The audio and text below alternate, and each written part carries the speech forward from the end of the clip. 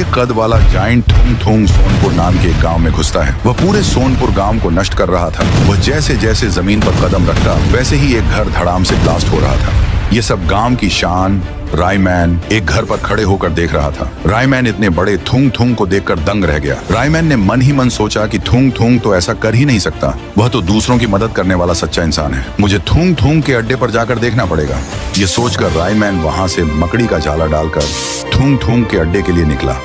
थोड़ी देर बाद रायमैन थुंग थुंग के अड्डे पर पहुंच गया, जो कि एक बड़ी सुरंग थी। रायमैन नीचे उतरा और सामने देखा तो उसके रोंगटे खड़े हो गए।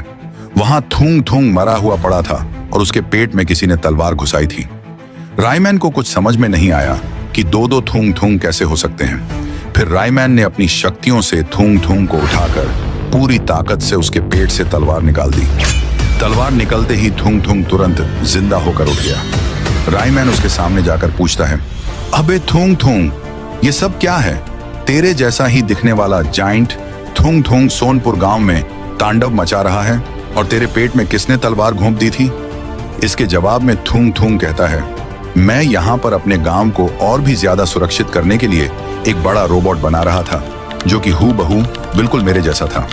काम हो ही रहा था कि बाइट 444 आया और सीधा छलांग मारकर मेरे पेट में चाकू घुसा दिया। मैं कुछ कर नहीं सका।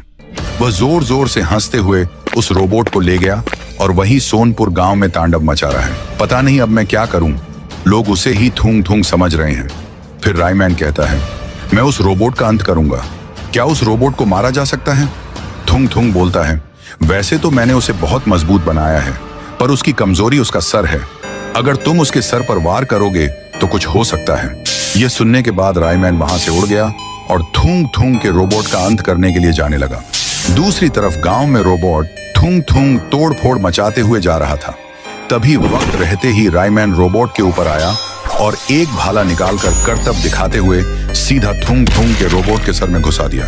भाला लगते ही खून के साथ उसके दो हिस्से हो गए।